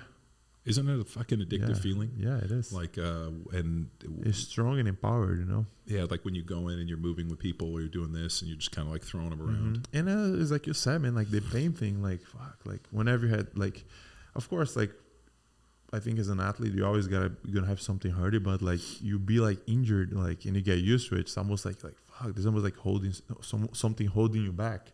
And, you know, like getting past this for me, like it was a big win, you know, like almost like freeing myself, you know. When was, do you remember the point where all of a sudden, like it wasn't, because I know it was all in your mind every time, like in the car here, like we would train, it was kind of like I could see you having this apprehension. Was there one moment where all of a sudden you thought to yourself like, oh shit, I haven't thought about my back in a few weeks? Can't really think of, you know. I think it was like, just as we start training hard, you know, like, and building the habits, that bugs and all that, you know, like just over time. Do you being able to ramp up my training jiu-jitsu, you know, if he was banged up, it's probably the best thing. Yeah, well, I mean, dude, you guys were training like 17 sessions a week. It was fucking crazy. What about the value of training partners? What do you mean like that? Like, well, I mean, like, you know, to go back to Shanji's awful T-shirt. You know, the strength of the pack is the wolf, or the wolf is the strength. I forgot how it went. But and I remember like pretty early on, I was like, hey, is there anybody that we need to reach out to? Because I know Danaher and Gordon and those guys bring in like a revolving around group of people. When I trained in the NFL, when I was training in Tampa, when I was an NFL player, we had our like pretty consistent group, about like 7 or 8, 9 guys, but we used to have dudes show up every week. And we would just bring them in. They would come in, train with us for a few weeks and leave. But we had kind of our core nucleus. So I kind of thought it was like a UFC kind of fight camp. Like you kind of bring people in, you work with them, you do this. And when I asked you about it, and you were like, no, we have our group. And, Philippe and Arash, Rush is black belt in judo. He's real good with the throws. Shandi's a black belt in judo as well, right? And, real good as an instructor. So the group has been kind of tight. But you guys were like, no, we got our guys. Yeah. So I think keeping the circle tight, it's also important because then you can kind of like rely on each other more. If there were 10 guys and John didn't came up today, like, all right, John can do his thing because we have 9 other dudes here, and then John can come back next week. So like being such a small circle, we kind of like relying more on each other so we can hold each other accountable. And jiu-jitsu, fighting jiu-jitsu is not anything I do. Like me and Arash, we also coach kids and do different things. So it kind of helps us like building up this relation, which I think is really important. And something that me, Shanji, Rafael, we kind of have a unique. Like a lot of the nowadays even more like there's this. They're like, how do I say? Growing this culture of like almost buying athletes and stuff, which I don't care. Like you can buy athletes. That's how all the sports work. But with us, it's a little bit different. It's more like a family thing. So like the circle like is closed, not because we meant to either, because there's a lot of guys that come in and they move out just because, I don't know, they train street tennis, they're not looking for the same things we do. So I think setting like the goals from the beginning, no, we're going to do conditioning, we're training, we also do business. It kind of like filters down the people that are coming in. I think the circle is still going to get like a little bit bigger, but for me, I'm pretty comfortable like relying on those guys, like whenever I want to train different, I can go to Oklahoma and then I'll go like train with Lovato, and then those 2 guys come with me. So it makes the circle tight, and I'm pretty sure in 10 years there's going to be a lot of more people, but in 10 years you're going to be remembering the times where just us 3, because if you stop and look, we've been here in Austin for what, 2 years, 3 years. So that's not a lot of time. Plus there's a lot of people that are way more hyped than us that attracts more attention, which I don't mind either, because if you're going through the hype, you're probably not the best people to. But you're also not a media whore. Yeah, exactly. So you're like a super soft-spoken dude. I mean, like you're not out there, fucking posting shirtless selfies and fucking talking. I think it helps you attract the right people. So very comfortable with that. And whatever you project into the world usually comes back to you. And if you are a good person with good intentions and you do the right thing, like that reciprocates when you're out there just being a fucking asshole. Like bad shit kind of comes your fucking way. Yeah. So I think we're able to create a good environment. But what I look forward to is like in 10 years I'm gonna be 26. In 10 years gonna be Cash coming in to train with us. And then like bringing those kids up. That's can you imagine? You're gonna be in your mid to late 30s. That means I would be in my 50s. Oh my God, dude, that would be hell. Yeah, and then Cash will be in his. It'll happen. I'm gonna be like 38, 40. He's gonna be like 18. Yeah, like, you're gonna laugh. Hot because I know you're not gonna let him like get by without lifting and all that. I already can see he's gonna be like a little beast. Well, I was gonna laugh. You probably call him and be like, "Hey, man, I know this old dude that we used to train with back in the day. Maybe he can help us." But so the training partners is one thing, and seeing Philippe progress, like you've come leaps and bounds, he's come equally, and Arash too has fucking come so far. How does that like legacy aspect, like what are you trying to create? You got your big man flow, like the Flow Institute, Six Blades, your school, like what's the legacy that you want to impart? Because everybody kind of has their own kind of style. Like I was thinking like I lived in Costa Mesa, Newport Beach, like the Mendes brothers, Art of Jiu Jitsu. And like, when we were at that at Worlds, it was like Art of Jiu Jitsu, Atos, all these kind of big schools that had all these fighters. And then, even when we were at, was it at dinner when Shanji was like, oh, we don't have a lot, but we're deep in this. And I asked him, like, do you want to have 50 students compete? And he's like, well, it's a lot to manage, you know, and like, I don't know if we can like focus on that many people, and like, there aren't that many good. And, you know, and Shanji's kind of like, I would much rather have quality fighters than just a fucking blanket of like a bucket. Plus of quality fighters and like quality people too, right? Like, because it's so easy for all that stuff to come up to your head. You play at the highest level. How many guys have you met that they're like, they let stuff come up in their head and they're not even that good, you know? So like finding the right ones, you know? And as far as legacy, for me, I think it's just like leaving something behind that's bigger than I am. So the big man flow, maybe like in 10 years, there's going to be some kids talking about, oh, big man can move, big man can do those things. But who actually like, who started that? Oh, no, Victor Hugo. He was one of the few like first big guys to actually move and like make a jiu-jitsu for big guys more fun, you know? And I think like big guys deserve love, man. Like as far as jiu-jitsu, like if you walk to a gym, like you're the bigger guy, a lot of times people are avoiding you and all that. So I think big man flow kind of give it like a swag and like, no, man, I can flow. What's up? Like, I'm a big dude. I'm not going to hurt you. Like, we can have fun. I got you. I'll take care of you, you know? Like, so I think set that culture that big man can flow, big man can smash, but, you know, big man also can love. So all that together. When, you know, where my gym was next to the Ruka factory. And I remember when our jiu-jitsu went in and I stopped in, there wasn't a dude over there like 5'9". They were all like little dudes, and their style of jiu-jitsu was different. So when I met Shanji and you and the guys, and I asked Shanji, I'm like, you know, like, what's the difference in jiu-jitsu? And he's like, you know, there's very close game, a lot of side control, a lot of smash, a lot of like pressure, and like this is a style that's like very classic, but it's also very conducive to being strong and very technical, whereas some of this other stuff is a little bit more like distance based. So it's kind of just a different style of jiu-jitsu in a lot of ways. Yeah.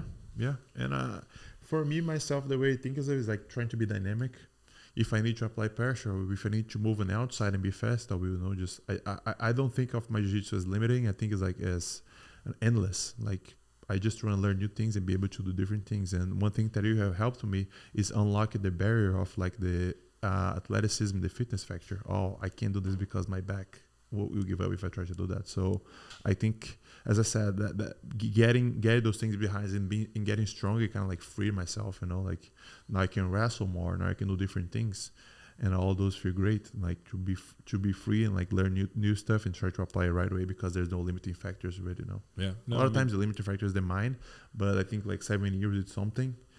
Your mind builds up, the pain builds up, so it kind of like it takes a while for you to take that curse out, you know, like leave that behind. But yeah. So I mean, so you got legacy. You know, obviously the circle's small. What does it take? Like if somebody's listening and they have, you know, they're pretty skilled at jiu-jitsu and they want to come and, you know, enter into what I call our six blades, into our family. Like how does, you know, like, does somebody show up and like they have to prove themselves? I mean, it's pretty interesting. In the 8-9 months I've been training with you guys and also at Shanji's, the amount of people that have come in and revolved in and shown up and left and this, it's fucking amazing. Yeah, it goes by, right? Like I think like come in and expect good training, but also like we're also expecting like you know to be a normal person. Like don't come in with big expectations if you're not willing to put in the work. So I think it kind of like goes back and forth. Like it goes like it's mutual. You know, the more you work, the more like we're gonna be there for you. But if you don't come in like ready for work, you come in with big expectations but not ready to like put a good amount of work. Like what can I do for you? Like I can only do so much, you know. So is that what happens at a lot of schools? People come in expecting all this, like to, you know, I want to be on the team, I want to do this, and they just kind of fall flat. Yeah, I think that like with time, everything like there's a lot of circumstances and they start fading away. Your game, you feel like you're not improving, but a lot of times I came in and lifted you. I don't think there's a linear thing like deadlift. Some days I can go heavier. Some days I have to humble myself and go a little lighter. But that doesn't mean that I'm getting weaker. I'm not showing anymore. Well, no, I think it's being humble to be able to like take a L and like come back next day with a good attitude. You know. Well, so I employ something called the law of specificity. Whereas I watch you do something, and if it doesn't look right, I make tweaks. You know, like today we pulled out those WEC steps, and we'll do this, or I'll change the bar, I'll change the plate height. So if something doesn't look right, I pivot. Instead of being like, well, this is what we're doing today, and I'm going to try to jam your fucking square peg into a round hole. I just pivot. And I know, like, because I'm not focused on movements, I know what your movement should look like. So then I have to get you to move the best way possible, with whatever's available to me today. And so, and whereas I think a lot of people have like a set program, and it's like, hey, we're going to do this and this and this and this. No, that's not what it looks like. And if you notice, sometimes we change things on the fly. Like, I have an idea, we start warming up and things are going well, and I fucking make changes. And I think as long as you're progressing and I see the progression, if all of a sudden something happens, then I know we got to go back. Like, we started doing a lot more of those kind of kettlebell single-sided suitcase deadlifts kind of deal, just because I wanted to see kind of a range a little bit different. And, you know, just being able to pull that stuff and see these things in different ways. So constantly challenge movement, forcing you to brace. Like, it was funny when we went to the 100, then you went to that 150. I saw you like having to like bend the arm and brace, and I'm like, oh, let's see if you can figure this out. And then also putting it on that soft thing so that it wasn't hard for you couldn't push off against it. It kind of sunk. So just looking for variation, similar movement, different movements is kind of the way it progresses. So as America lived up to everything you expected it to be as a kid when you were in Brazil, the perception of maybe like one day I'll go to America, which is kind of real for most people that live outside the America. But has it lived up to everything that you expected it to be? I think the biggest thing for me is like, I feel like in America, if you put in the work, things will happen. You know, in Brazil, like they could happen, you know, but in Brazil, a lot of times, even though you put in the work, sometimes it's almost like you're like in a treadmill. You run, but you're stuck because politics, you know, like corruption, all that. But in America, I think like I was lucky enough to meet good people, and I was willing to put in the work, you know, and things happened progressively. Like, came in as a purple belt, was like crashing the couch little by little, got my own apartment, you know, like you climb up. It's like you're able, like the more work you put in, the more you level up. Like you're able to like get to things and make things happen, you know. And yeah, I think that's the biggest thing. But the main thing, I think, like people have a misconception coming in from Brazil, moving to America, is like they think if you move to America, you made it. That's like the biggest misconception. Like I left as a purple belt, but I was like, you know, like I had to work a lot, like cleaning the school, like I was cleaning, I was helping kids, I was like bringing all those things at the same time, competing. And like if they see me leaving from there, like, oh, David made it, it's good. He's probably have like 3 houses, 3 Porsches. Yeah, he's in America. Yeah, they just give that shit out. Yeah, exactly. So like coming in here and like, you know, like learning about work ethic and like, you know, put it into work, and I learned a lot. And you know, like having this vision, like even though you were an athlete, sometimes you have to behave as a businessman, right? Like you have hours, you have to show up to the office a certain hour, you have to put in the work. Yep. Work is done. You're like, what are you doing outside of the work that will help you at work? So, you know, all those things. At your school, which I think I love because I take my kids there and you coach my son, Cash, is that traditional? That you as a world champion, you know, at this point, you know, I mean, undisputed, best in the gi, and you're there coaching my kids? No, I think it goes down to maybe 1% or something like that. So that's pretty rare. Yeah, pretty rare, like really low percentage. So as I was sitting there yesterday, some of the parents, obviously, that we've sucked into our jiu-jitsu family, like they were, one of the dads is like, I cannot, like, this is amazing that this world champion trains our kids. And you were out there, we were, dude, I thought it was hilarious when basically everybody was dragging you in a rush. It's a funny video. I'll send it to you, Jacob. You'll laugh. But, I mean,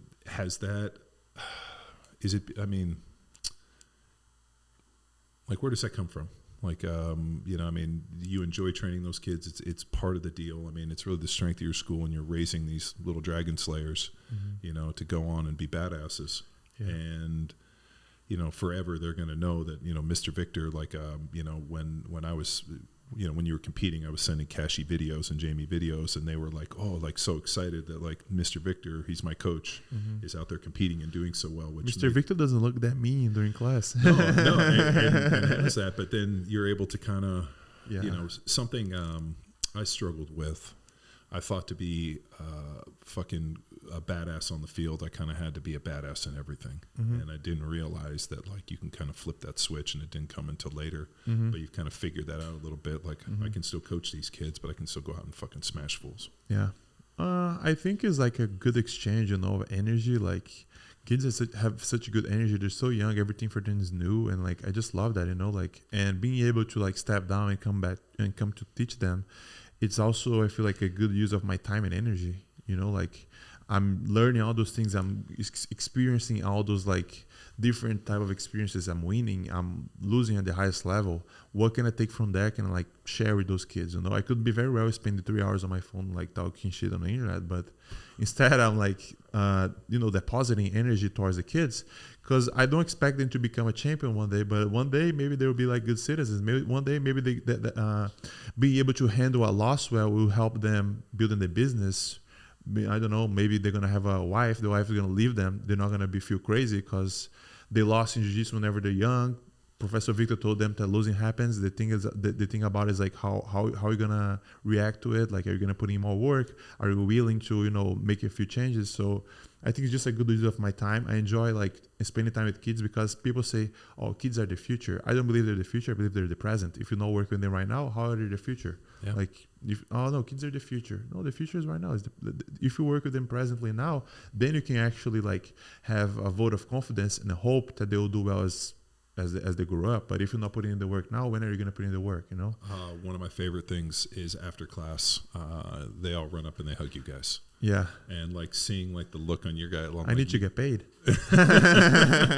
Well, no, but it's great because like the look on your face and Arash's face is great. Like when the kids come over and hug and like the deal, it's I think I told you when I was up in Montana training with you know, Andy and Rob Wolf at the Straight Blast Gym. We got done and it wasn't like we didn't line up and there was no hugs. And so when I came back, Shunji was like, oh, how was Gringo Jiu Jitsu? And I was like, there was no hugs. It wasn't Jiu Jitsu. And he's like, what do you mean you didn't hug? And I'm like, well, you know, you get at least 50 hugs every time you walk into Jiu Jitsu, and it's not really the, you know, and it was just kind of a funny deal that, you know, you get done, you shake everybody's hand and everybody gets a hug. Yeah. And I think that's really what builds that family atmosphere. Yeah. And I think for me also is like, okay, like I won a world championship, double gold. Like I'm this level here in the sport. But for a 5-year-old, they're living their own lives. They maybe just catch 3 bugs early in the morning, so they don't really care about that. So it kind of eases off the pressure of being at such a high level, like in a high spot here, and it makes life a little bit simpler. Like they don't care. Like a lot of times they don't even know what you're doing outside of there. So, you know, like depositing those 3-4 hours a day with people that are just waiting to learn jiu-jitsu and like have fun, I think it's good for the mind too, you know. You're not like expending too much time thinking about the things that you did and putting yourself at this like highest place. I'm here, I'm the king, I'm well, like dude, the emperor, you know, like that's how I think of it, you know. How so and I'm just basically just like kind of giving you my own perception. When I played in the NFL, like we trained at such a high level, like the physical conditioning and all the stuff we did, all during week, you know, the training, whatever it was, played the game as it should be. So by the time I got to the game, I had nervous energy. Like I wanted to get out there, but I was never nervous to play. Mm-hmm. You know, I played with guys that were scared to death to go out there. And the one thing which was really nice is that did I get a cold in here? Like it's like 100 degrees in here. Like during, you know, obviously the Worlds and the whole deal, like we were kind of hanging out in the back. Like I never got a chance, like I never got a feeling like you were overwhelmed or nervous. Mm-hmm. And I was kind of like kept looking for that. Like I didn't know if like you were going to feel stressed or this, but like, you know, smile on your face, kind of just like we are in training all the time. And was that better or worse that I was there? I didn't know, but I knew that like I didn't feel like nervous energy from you. Like it was more like anticipation that we're waiting to go up and fucking smash these dudes. Mm-hmm. You know, we'd done the work. I kept telling you the hay's in the barn. We've done the work. Let's go out there and fucking smash these dudes. And then it was cool.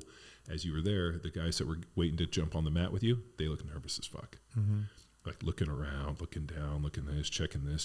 They look scared. Yeah.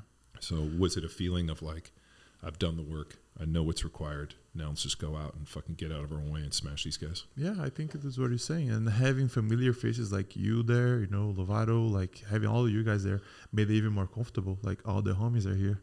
And we're just about to throw it down. Like, I knew you weren't going to fucking go out if we were sitting there, especially there. I told you that one where you were like laying there on your back and you looked at the clock and then you looked at us and then you stood up and just smashed that dude. And I was like, oh yeah, he wasn't going to let that guy fucking hold him down. I mean, it was cool. It was, I wouldn't have missed it for the world. yeah. It was But awesome. I think like whenever you put through honest work, you know, in the dark, like Saulo said, like it all happens in a dark room, you know, like whenever you're out there, you know how hard you pushed yourself. So I'm really comfortable about it. And if I have the feeling that I can give everything, and even though I'm giving everything, I'm not like feeling tired yet, it's a really good feeling, right? All right, I'm going to go 100%. I'm going to try to tire myself out like doing jiu-jitsu. Oh, I'm not getting tired. Oh, shit, I can keep going. It's a good feeling. So I think it's just like you said, I've done the work. This here is just like a match that people put it down, and there is people for different cities.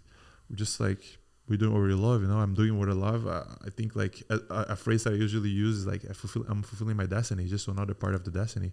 Put in the work, show up every day, and whenever it's time to perform, we perform. So yeah, I think it felt like a little bit like graduation day. Like we're here, it's like graduation party. Let's have some fun. Yeah, like, do jiu-jitsu, kick ass, and no, I'm excited for the future. I mean, you guys have I feel like we've scratched the surface, which is a lot of fun to see how far we came in 8 months. And you know, it was funny, after Philippe lost, he came over and he was super sad and he was kind of like apologetic and you know, like feeling like he let everybody down. I was like, dude, it's your first year, you got third, and you just started lifting weights. You're 23.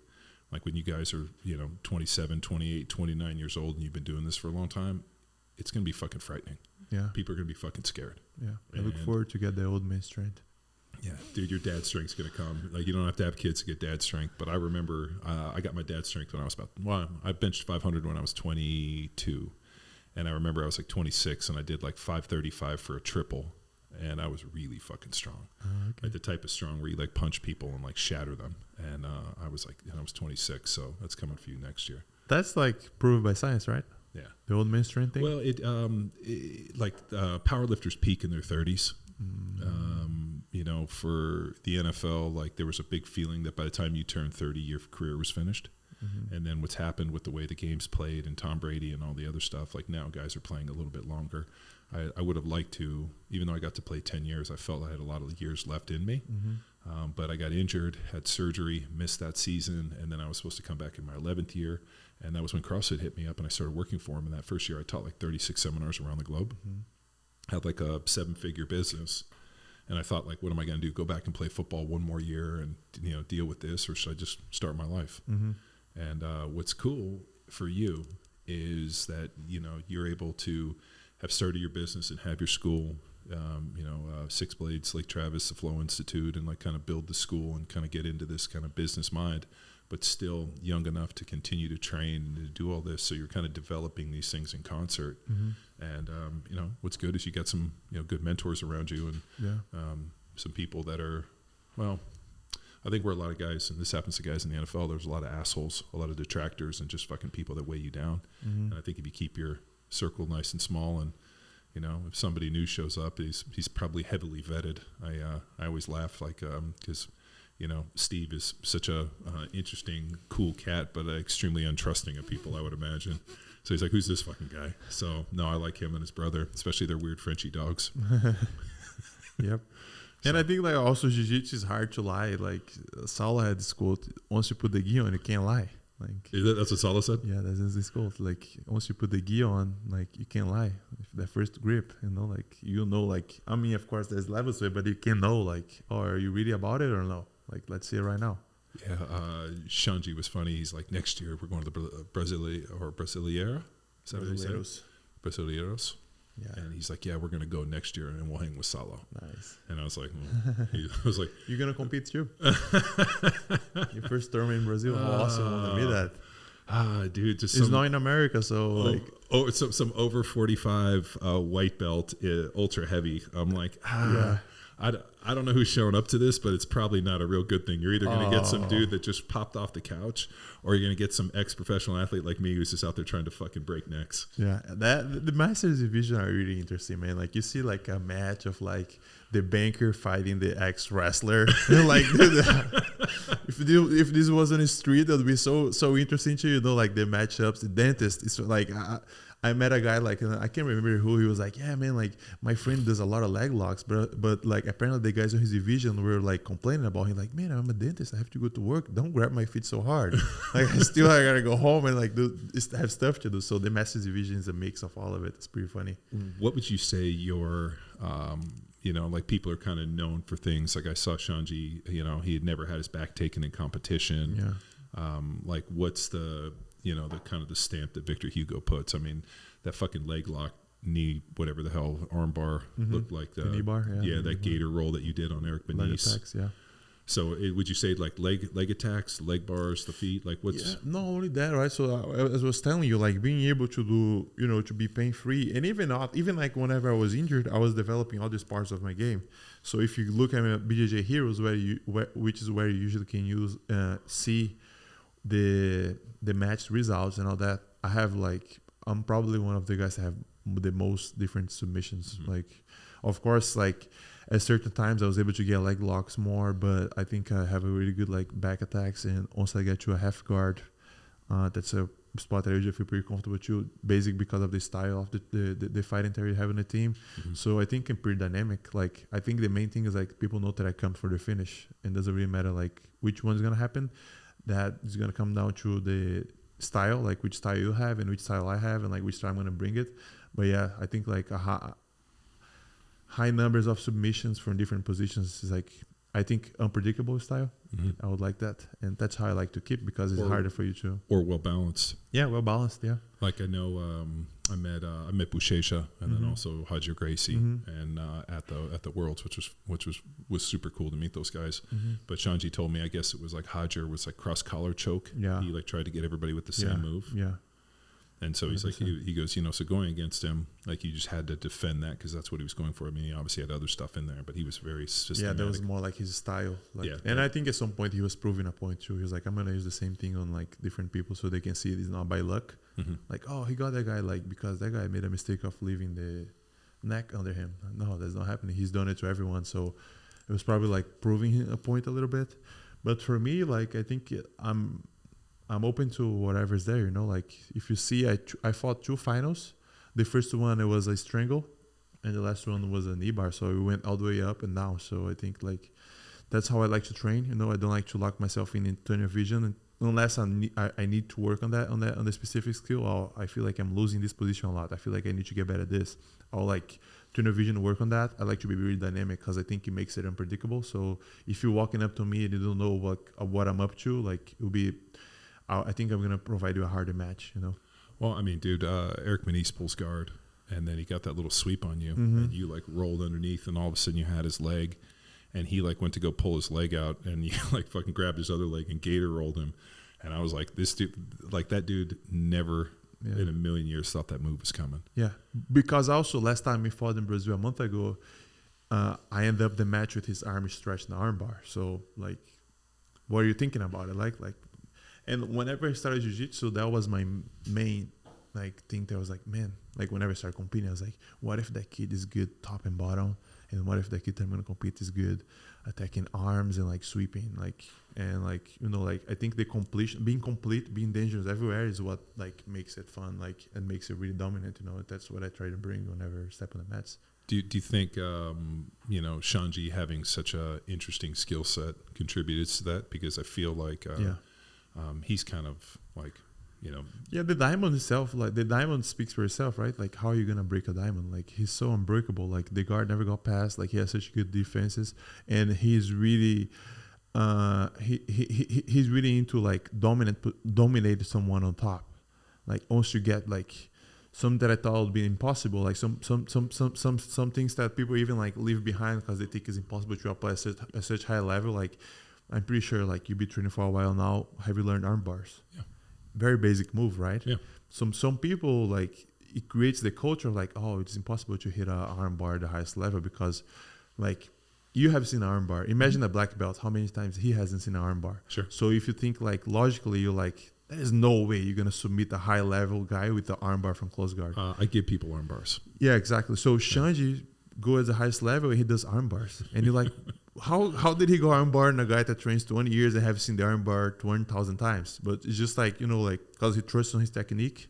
He's able to find small details every time. Like I drill arm bars with him, he find a new thing that I can do better. So it's like you really deeply like invested on like the technique and like going deep into jiu-jitsu. I think that's cool about jiu-jitsu, The interesting thing with Shanji is he's incredibly athletic.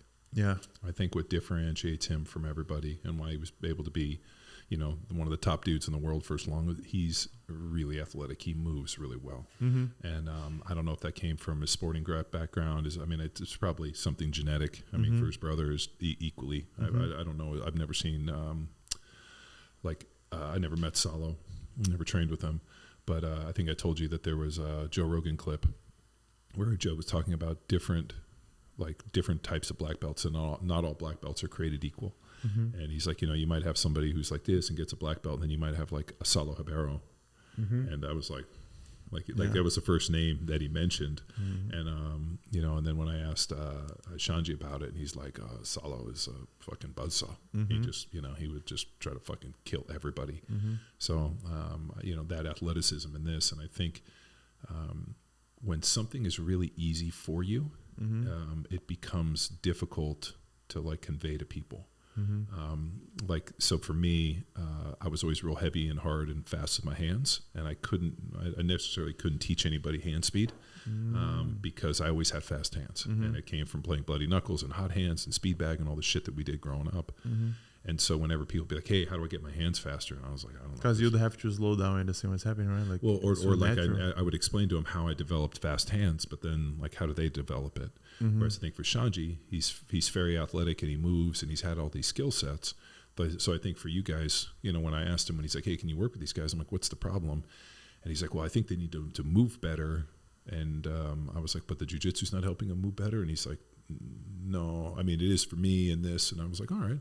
And then when you guys showed up, I'm like, well, it's just the fact that there's something they called the curse of the gifted, where if you're really gifted at stuff, it's like why a lot of NFL players are not good coaches, because I've always been able to do this. This is who I am. How do I instruct somebody else? How can you not do this? Right? Yeah. Like, oh, yeah, dude, this used to happen. That's kind of like Shanji being like, "What are you doing? Why are you doing?" And he gets mad at us. And I'll be like, "I don't know what the fuck I'm doing." And he'd be like, "Ah." And he gets like pissed off. He's like, "Oh, it's so stupid. Why would you do that?" I'm like, "I don't know what the fuck I'm doing. I'm just over here fucking flailing around." But the one thing which has been extremely interesting for me observing you is that curse of the gifted. You were like, you know what? As I go back, this conversation has been incredible because the origin story makes sense now. Mm-hmm. The injury stole some movement, stole some strength, stole some mobility. So it forced you to develop a very unique skill set. Mm-hmm. And then all of a sudden later, down the road, we fix a lot of these things, and now all of a sudden you're going in with all your arrows in the quiver, but you still have a lot of these skills, and that's an interesting piece, because if the injury and you'd had strength and all these other things, coming up, you wouldn't have been forced to develop the skill set because you just would have gone in there because you're a big fucking dude. I think you're a big dude. And then I saw a picture of us and I didn't realize that I am taller than you. And we're like standing there and people are like, these guys are like, yeah, it just don't look like. It's an interesting crew. Yeah, like people were, even Buchecha and those guys were kind of like looking at me, and then I think Philippe or Shanji was like, "Oh, basically NFL," and they were like, "Oh," and then kind of explained to him, and they were like, "Victor," and like I could see them putting like the pieces together. So wait a minute, you brought in an NFL player to train Victor, and now he looks like an NFL player, and they were like, "Oh, okay, this makes total sense." So it was neat in that regard. Cool. Yeah. So if people want to follow you, they want more information. I mean, if you Google Victor Hugo, it's going to come up Les Miserables, and there's an author. But if they put in Victor dude, Hugo, I was wondering how can I put my name down there in the Wikipedia? Like whenever you put someone's name in the Wikipedia, pull up. But I think it's going to be a lot of conflict there with Victor Hugo, Les Miserables. Well, I think what you got to do is outclips him. You got to become more famous than Victor Hugo. Sounds good. So right. If social media, just at Victor Hugo. JJ, yeah, my Instagram, and I think that's it. Yeah, that's the it. IG. And looking forward to spread out a little bit more into different platforms, but for now, IG is it. Well, I mean, social media, it's not like you're going to be doing TikTok dances. Maybe I will. Dude. You're the one who made me, like feel comfortable and like pain free. I can use those hips as I wish. If I see you doing like choreographed TikTok dances, I'm gonna like missile you from the sides, and we're gonna get it. But if people want to reach out, social media is the best way to get a hold of you. And if they want to do privates or kind of learn some of the big man flow, they can get a hold of you easy. Yes, and if you're not in the Lake Travis, West Austin area, like around here on the train, my school is always open for visitors too. Come roll, come learn some of the big man flow. Awesome. Well, dude, thanks for sitting down. I feel like this is a long time coming, and I was kind of a little apprehensive to do it until we got some competition on our belt, because I always think it's a little funny when people have stuff like this and on the way up. But it was nice after Brazilian nationals and then worlds to be able to sit down and I think the timing was perfect. Thanks for having me. I believe first off, I hope to do more. Yeah. I like to talk. I don't have problem talking, and so many things that we can talk about. So I'd love to do more with you, just discussing, like, because one of the questions I get all the time is, I want to get in jiu-jitsu. I'm looking for the right school. What are the things I need to be doing in this? And I think, basically fielding those questions and maybe getting a bunch of questions shot out, we can kind of do a Q&A, which would be a lot of fun. So let's do it again. Yeah, down. Awesome. Let's go. Well, thanks for tuning in. Another episode of Power Athlete Radio. This episode of Power Athlete Radio is powered by Train Heroic, the most immersive strength training app experience on the market. We've built our online training business by partnering with Train Heroic and helping us deliver all of our world-class training programs like Jack Street, Field Strong, and Grindstone. To learn which Power Athlete training program best suits your goals, head to powerathletehq.com/training. And if you're a coach looking to build a business with the best tech and training, go to trainheroic.co/powerathletehq.